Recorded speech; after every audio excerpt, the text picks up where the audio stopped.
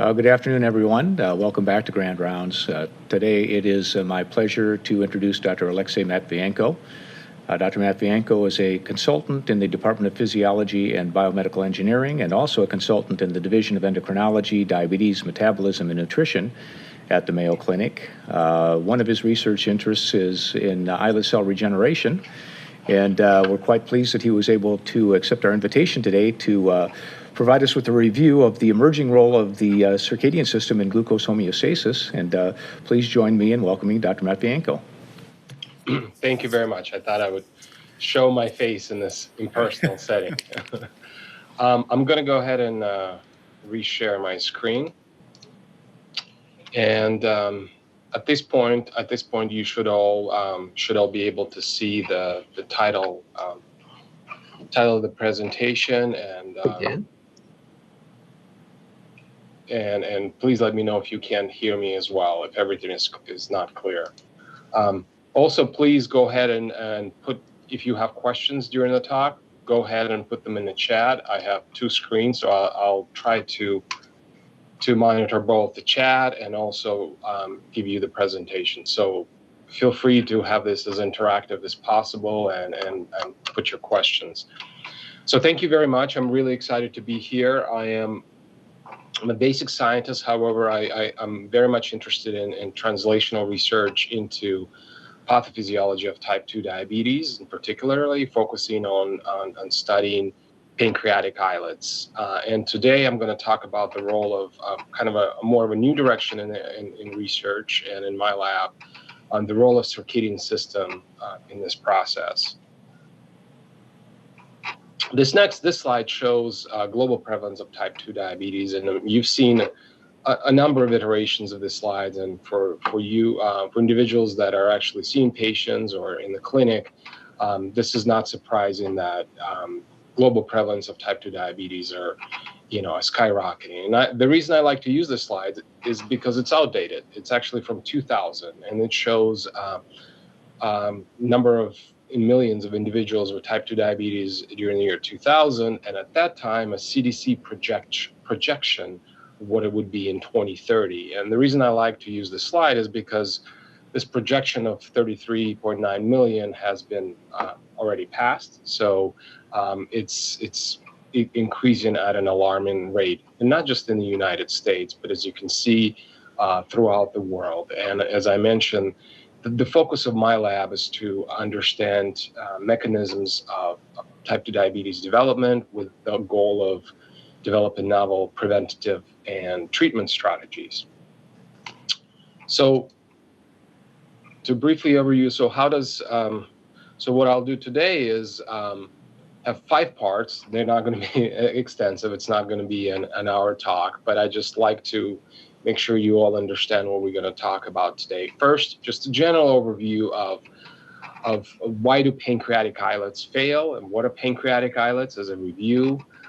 Specifically, why do they fail in type 2 diabetes? What does circadian rhythms or circadian system have anything to do with it? So we'll discuss about some of the more epidemiological data showing a connection between circadian rhythm disruption and development of this disease. Then in the last part of the talk, we'll go a little bit into the mechanistic understanding of circadian rhythms, how they're governed, what they regulate, what happens when you disrupt circadian rhythms, and how come if you disrupt circadian rhythms, you increase your susceptibility to type 2 diabetes. And finally, just touch on a little bit about, again, this translational approach is that can we use circadian system and circadian rhythms to perhaps develop novel therapeutic and preventative approach to treat and or prevent type 2 diabetes in patients. So, as I'm sure a lot of you are familiar that development of type 2 diabetes, which is characterized by chronic hyperglycemia, is due to interaction between these two pathophysiological conditions, insulin resistance and pancreatic islet failure. They both have to be present. The field is still debating what comes first, what's more important, what's less important, but both of these pathophysiological conditions are critical for development of hyperglycemia.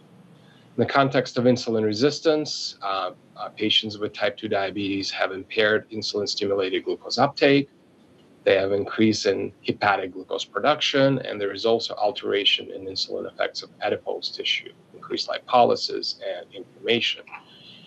And in terms of the pancreatic islet failure, which is an area that is near and dear to my heart and what I study, you have two key characteristics. You have decline in beta cell secretory function, and we're going to review the next few slides a little bit more about these cells that secrete insulin, and decrease in beta cell mass, which is the number of these pancreatic beta cells. There's also increasing new evidence that alpha cells, these are the cells that produce and secrete glucagon, are also dysfunctional. I don't want to disregard that, but that's not going to be the topic of our discussion. Today, we're going to focus on regulation of insulin secretion and insulin production by pancreatic beta cells. It nicely fits with the theme of a 100-year anniversary of discovery of insulin by Benting and Best at the University of Toronto, which happened in 1921. So we're celebrating it this year. So what are these pancreatic islets? Pancreatic islets, or pancreatic islets of Langerhans, which were discovered by a German medical student, Paul Langerhans, are these islands, which are shown here on the right. If you look at my mouse cursor, this is a section of the pancreas, and brown dots here is a staining for insulin. As you can see, you have this collection of insulin-positive cells that are spread throughout the pancreatic section and throughout the pancreas. They occupy anywhere from 1 to 3% of the pancreas. So it's a difficult cell type to study because, you know, it's only a minor proportion of an organ, which is difficult to get to, and it's, like I said, it's quite small. In our bodies, in adults, it's been estimated that we only have about 0.8 grams of beta cells regulating glucose levels. If you further do immunofluorescence staining of these pancreatic islets, which is shown here in the bottom right, they're also not homogeneous. They mostly contain insulin. However, in humans, it's pretty much 50-50 with glucagon.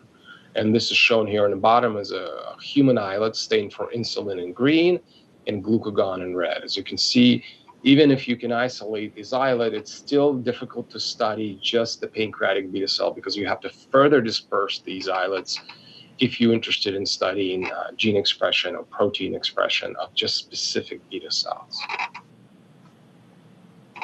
So what do these cells do, and beta cells in particular? Well, they respond to different nutrients. Primarily, of course, it's glucose, which is the primarily the fuel that pancreatic beta cells can sense, can take up and oxidize.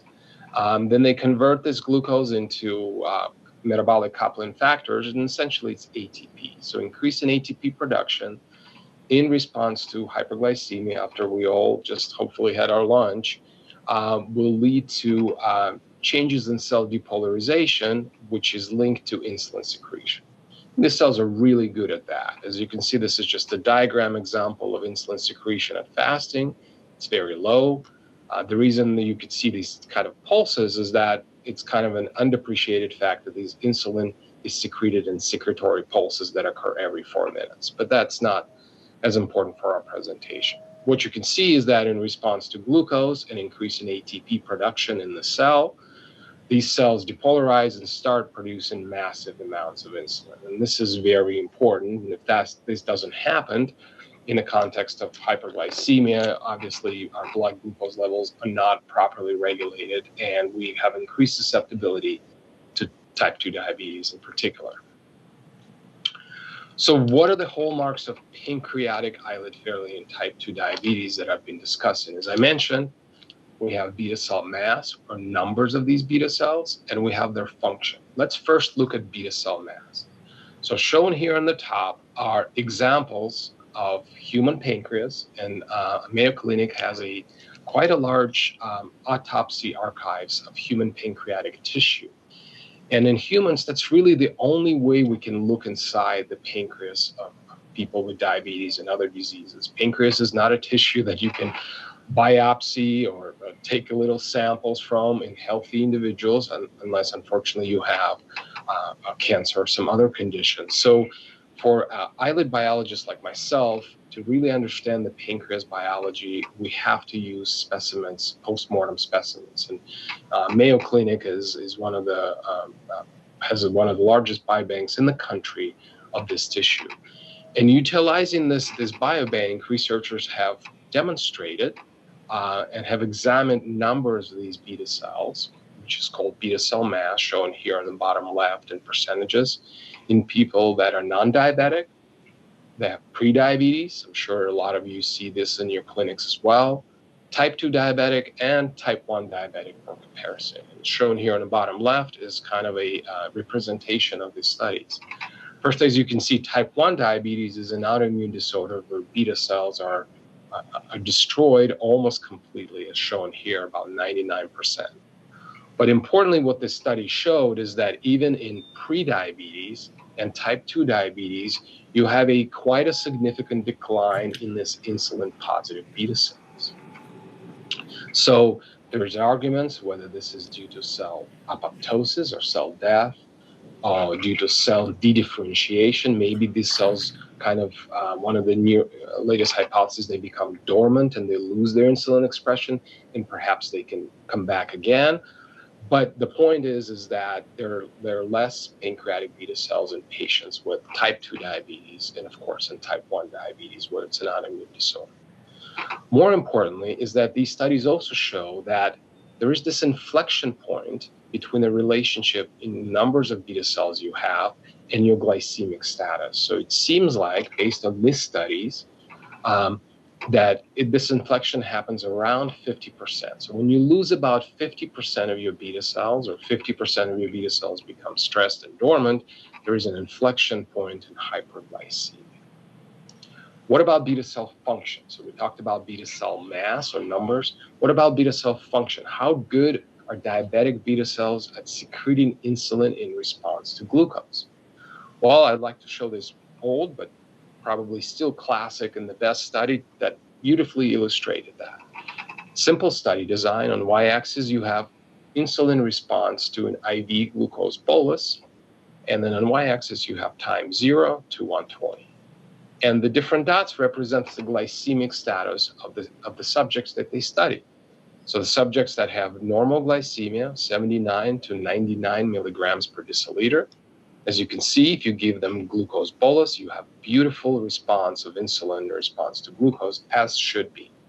However, as your glucose levels get into a pre-diabetic range, 100 to 114, and of course into diabetic range, as you can see, this response quite dramatically fails. You have half of this glucose-stimulated insulin response in pre-diabetic patients, and a severe type 2 diabetes is associated with a complete absence of glucose-stimulated insulin secretion. So let's put it kind of all together. Again, this is somewhat of a review of beta cell failure pathophysiology. We have environment, lifestyle factors, genetics, all lead to obesity and insulin resistance. This is the impaired insulin's ability to stimulate glucose uptake and suppress hepatic glucose production. In a subset of individuals, or at least for a certain time, our islets can adapt to this insulin resistance by making more insulin and increasing our beta cell function, and we remain normal glycemic. However, type 2 diabetes happens when you have the failed adaptation to insulin resistance, which will characterized by beta cell dysfunction, as I just showed, inability to secrete insulin in response to glucose, and loss of beta cells, and leading to impaired fasting glucose, prediabetes, and eventually culminating in type 2 diabetes. So many labs are trying to understand what happens how does this failed adaptation occurs. And importantly for today's talk, I would like to convince you and maybe show you some data that circadian disruption, or disrupting our circadian rhythms, is an important environmental factor that can predispose to failed adaptation of pancreatic islets in type 2 diabetes. So let's talk about why did we get interested in circadian rhythms, and again, etiology of circadian rhythms.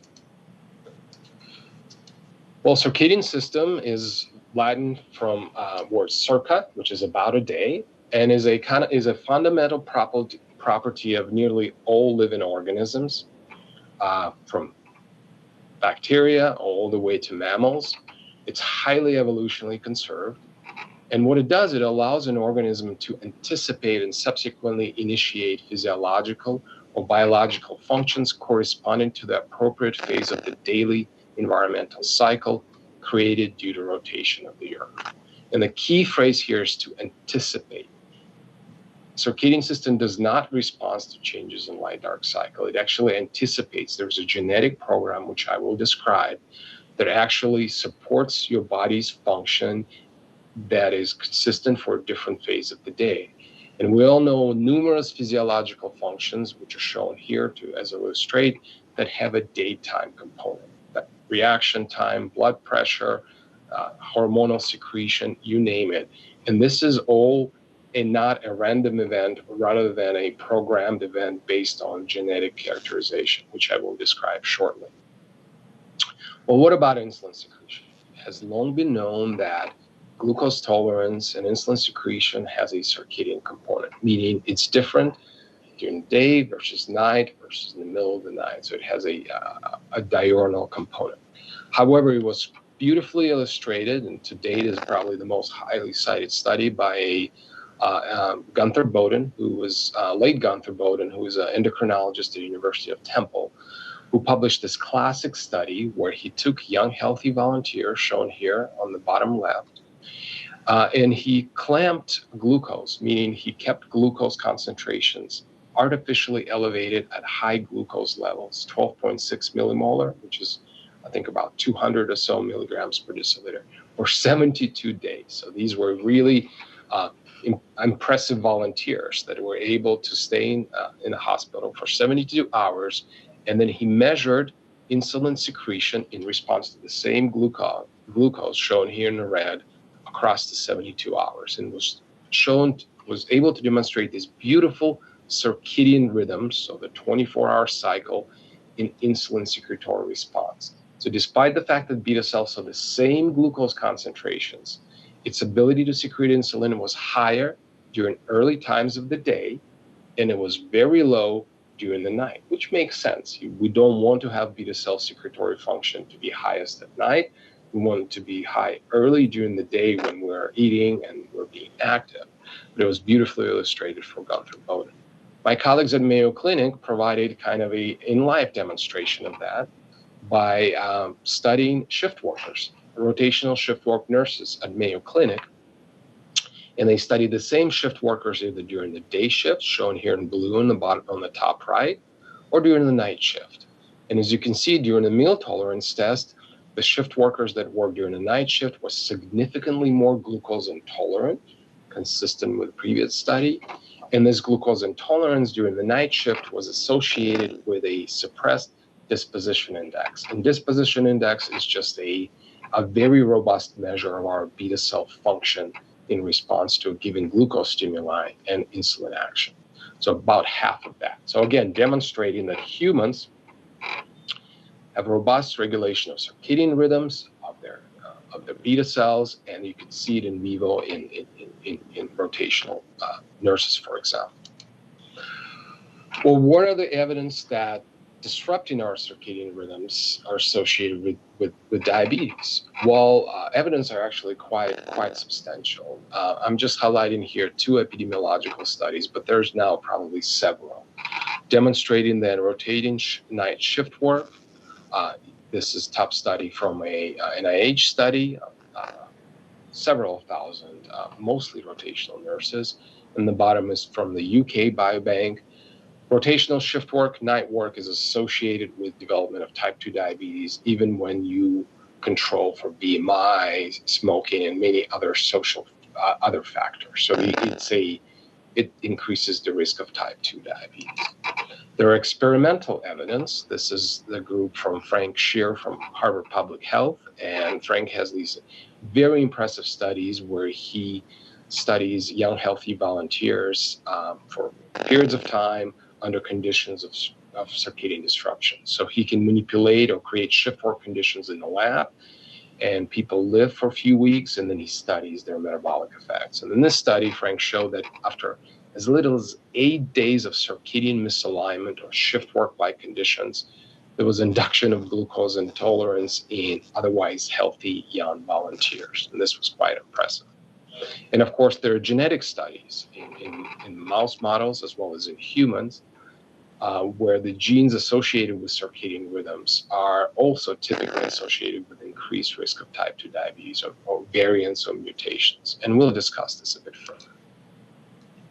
So having hopefully show you some evidence that circadian disruption and type 2 diabetes are linked, let's look at how the circadian rhythms are regulated. Well, the regulation of circadian system is quite complex, and I apologize for this complex slide, but this is the organization of circadian system in mammals, and we'll go through it slowly. So it has three important parts. On the top, you have an input, oscillator network, and output. And output is all of our circadian regulated physiological process, such as sleep-wake cycle, insulin secretion, temperature, you name it. Our input are light-dark cycles.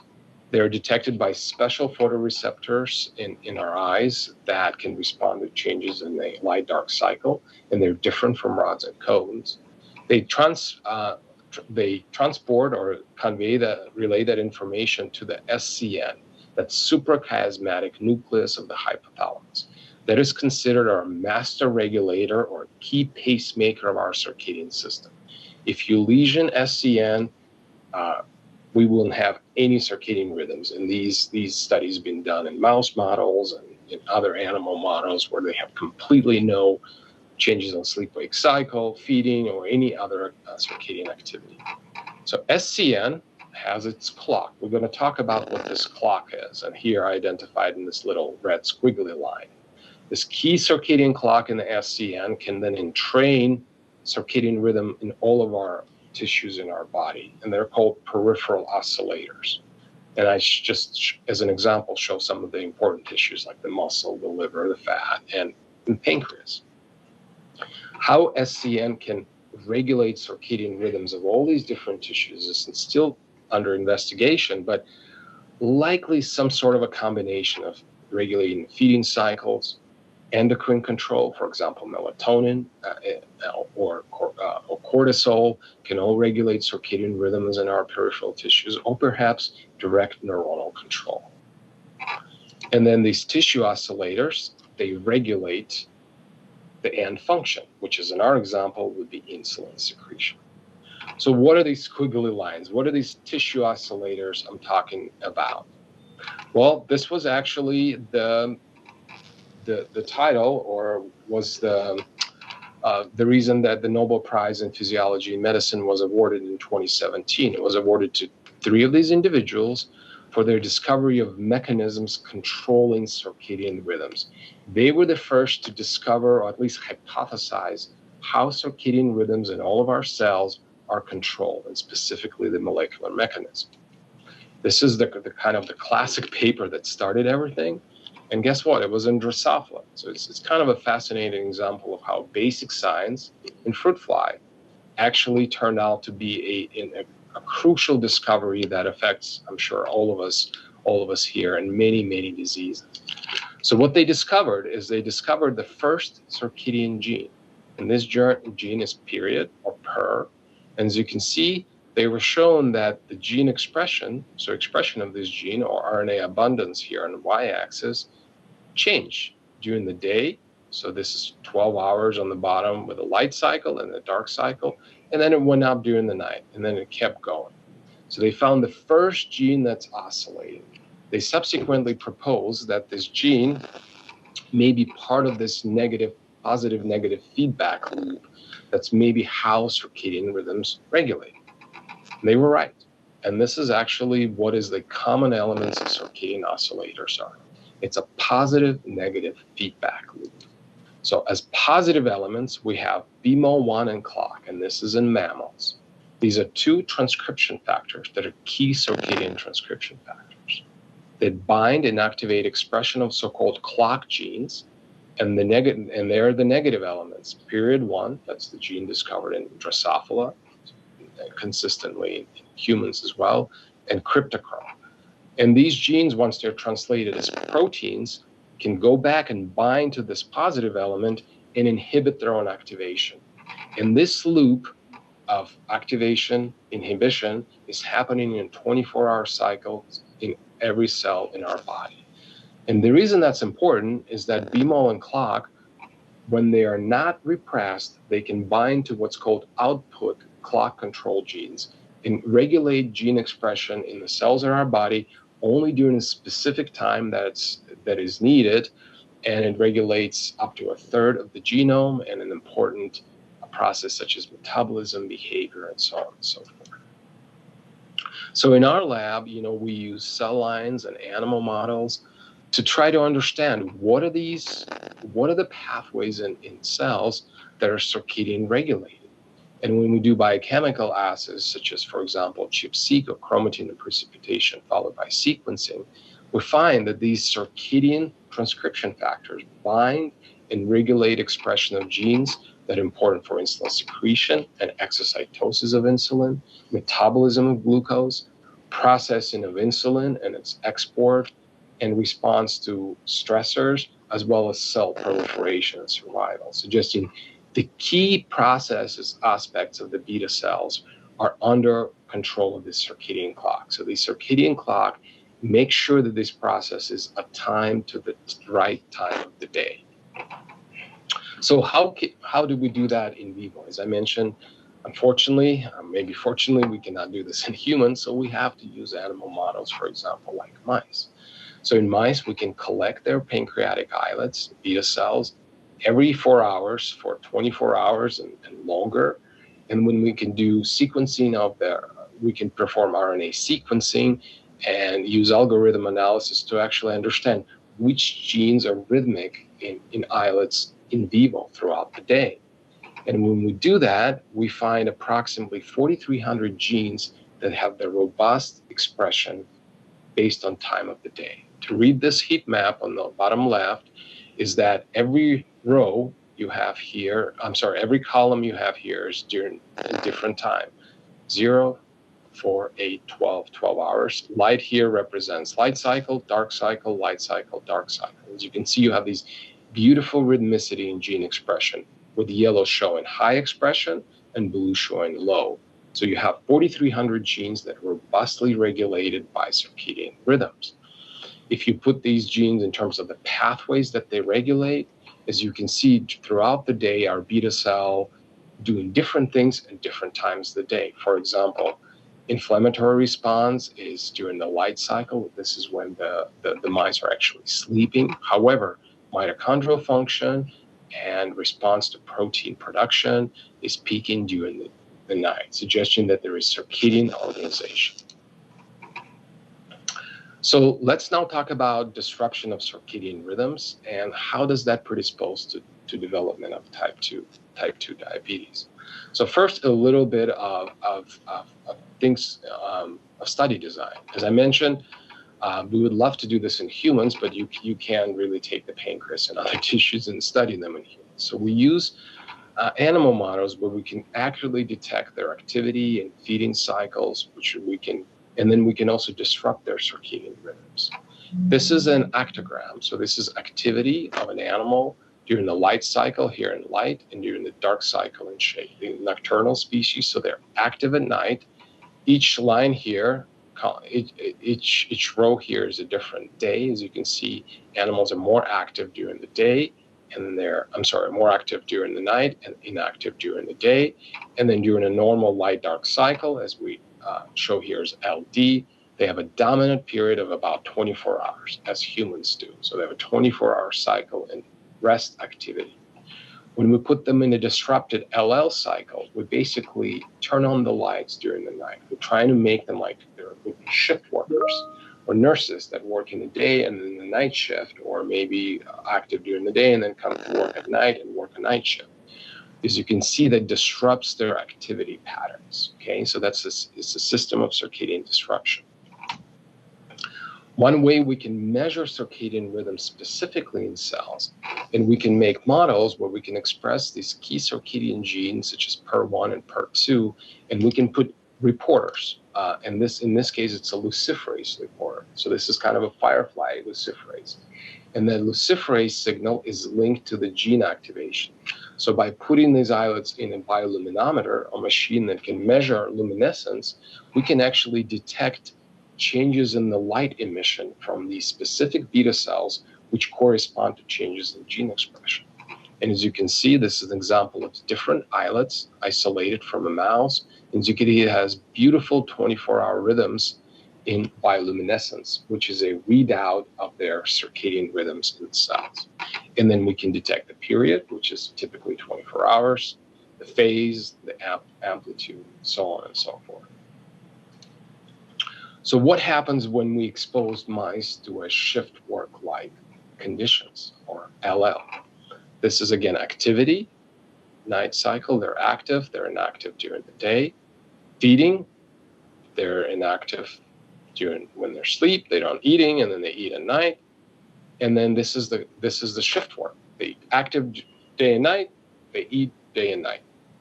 So when we do this bioluminescence measurements of their clock genes and beta cells, we show that they're completely suppressed. So this circadian system, which we talked about, important for regulation of insulin secretion, is completely blunted under the circadian disrupted conditions. And amplitude here shown in the middle here with the red. What's most importantly, when we stimulate these islets with increasing glucose concentrations, 4, 8, 12, 16 millimolar, so 4 being fasted, and then 8, 12, 16 a kind of postprandial. Islets that are isolated in mice that kept up to normal, strict light-dark cycles have this beautiful dose response, and it's significantly blunted under circadian disruption, suggesting that environmental circadian disruption can disrupt these circadian clocks, specifically in pancreatic islets, and these pancreatic islets are not as functional. The other ways we can show that the circadian system is important is that we can genetically delete these key circadian genes in beta cells. And the ones that we really focused in the lab is this gene BMAL1. This is that circadian transcription factor. The variants in BMAL1 are associated with type 2 diabetes in humans. This is the only non-redundant clock gene, meaning if you delete this gene at the whole body level, animals has no circadian rhythms. And then studies show that this BMAL1 in beta cell targets genes regulated insulin secretion. So when we made a beta cell specific BMAL1 knockout mouse, so this is the mouse that we made. So what this mouse does is that it has no circadian rhythms in its beta cells. Everywhere else, it's totally fine. It has normal light-dark cycles. It has normal feeding, activity cycles, and hormonal cycles, but the beta cells don't have this key circadian transcription factor. When we study mice that have control, this is the glucose intolerance or glucose tolerance data. Basically, this is area under the curve following an oral glucose tolerance test in mice. And it's pretty steady from 0 to 8 weeks as we study control mice. However, the mice, when we selectively delete BMAL1, have progressive increase in area under the curve. So they're becoming progressively glucose intolerant. So just by disrupting the circadian clock in beta cells, we can make mice glucose intolerant, again, emphasizing the importance of this system for regulation of insulin secretion. We can take islets out of these mice and then expose them to low and high glucose levels. Again, control mice beautifully respond. The knockout mice do not respond. So without the clock, without circadian rhythms in our beta cells, we're unable to mount a normal insulin secretory response. The most interesting studies to us was actually at the level of total beta cells. So when we put these mice on a high-fat diet, making them insulin resistant and obese, shown here in the red, staining of a normal islet and a control mouse during a lean diet. So here's a lean mouse and an obese mouse. An obese control mouse can expand the number of its beta cells. As you can see, there is more insulin, there's more green staining, the islets are bigger. However, the mouse that lacked circadian clock in its beta cells could not expand the number of beta cells in response to obesity, which is a kind of a typical characteristic that we see in mice and humans. And the reason they could not do that is that they have suppressed proliferation of their beta cells, and they had increased beta cell apoptosis. So deleting this key circadian clock in beta cells not only impairs the function of beta cells, but makes these beta cells more difficult for them to proliferate and to expand in response to stimuli such as obesity. So circadian disruption can recapitulate conditions that we see in shift workers in vivo by specifically impacting the function and the morphology of these pancreatic beta cells. Finally, well, is it time for chronotherapeutic approaches? So far, I've discussed mostly studies and work in terms of here's a circadian disruption, changes in light-dark cycle, shift work or night work, and its effect on the beta cells and diabetes. But not everybody's doing shift work. So is this data only relevant for the people that disrupt their circadian rhythms? Well, it's not. And that's perhaps the most interesting and concerning thing.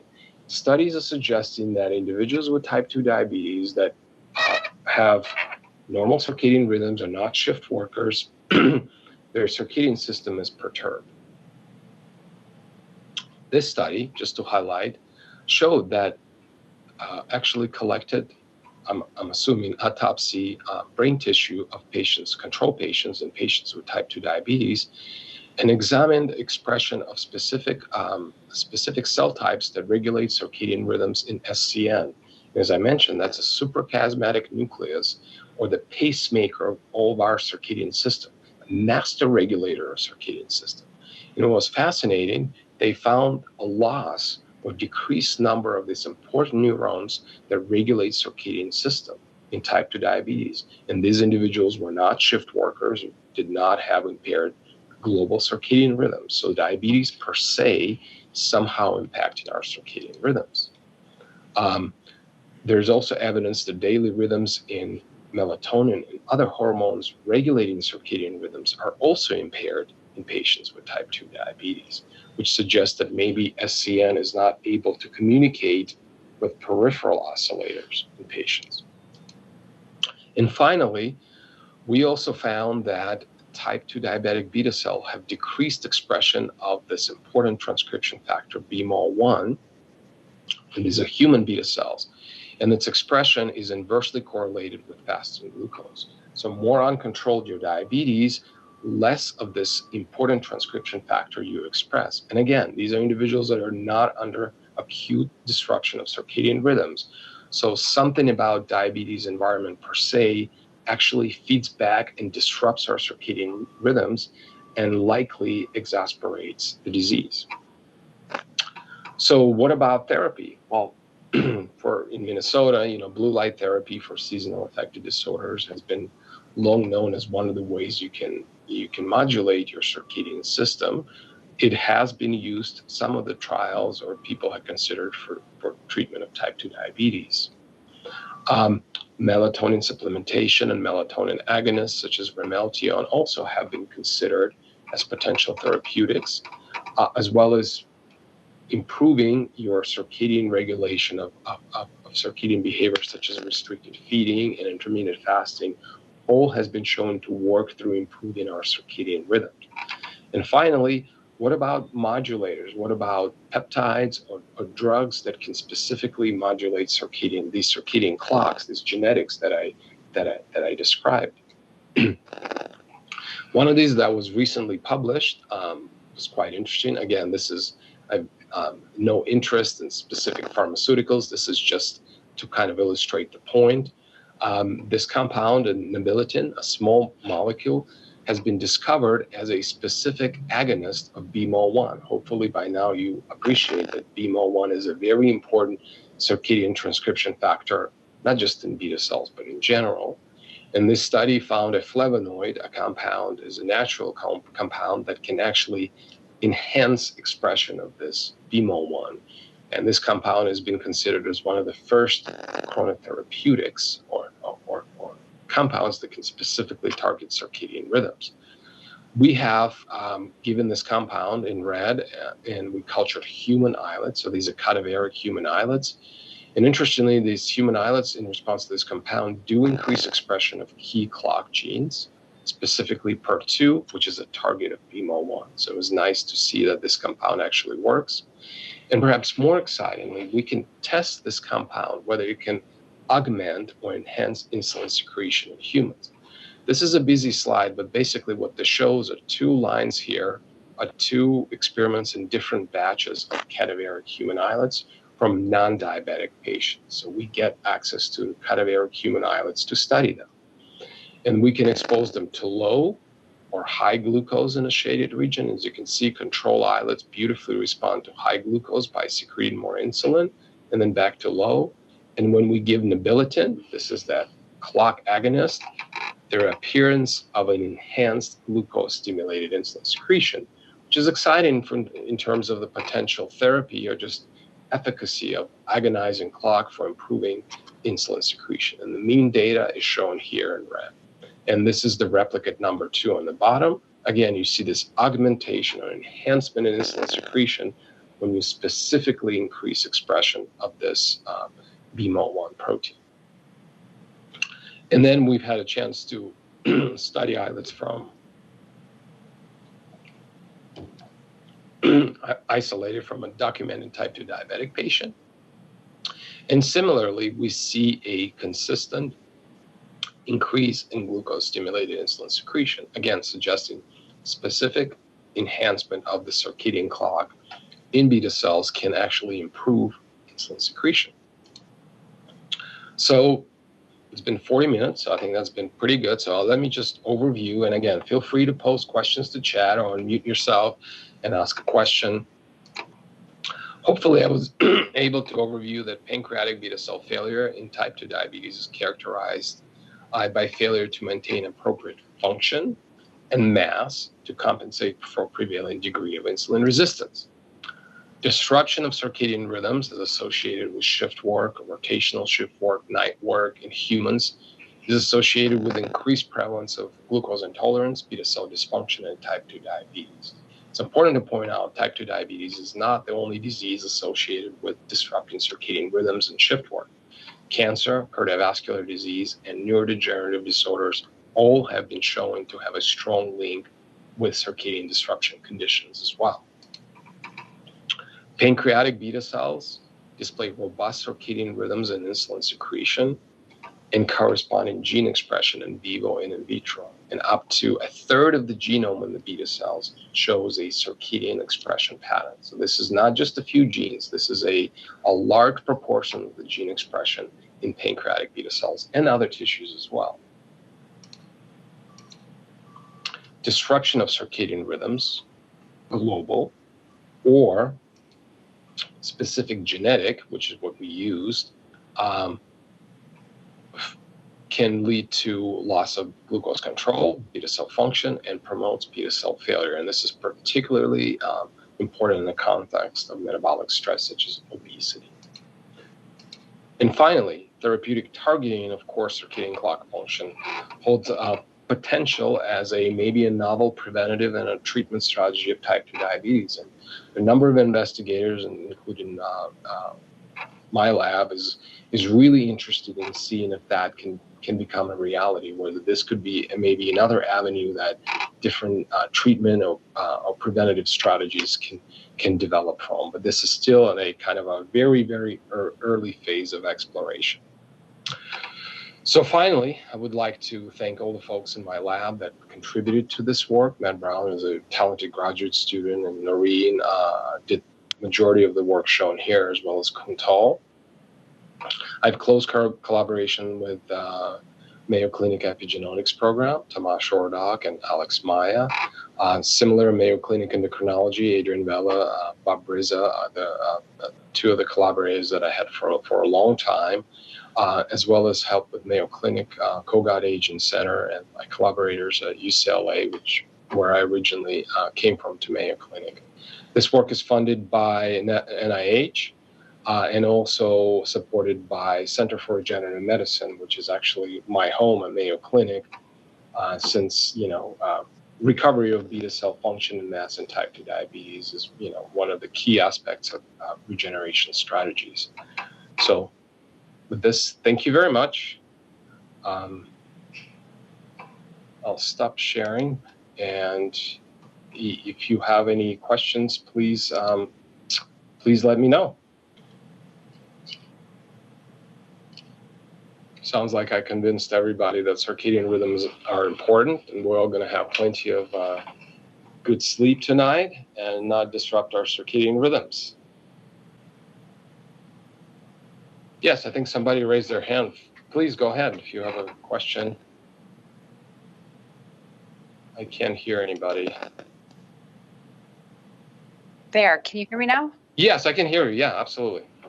Do you have any research as far as the impact of circadian rhythm on acute hospital stays as far as glucose response?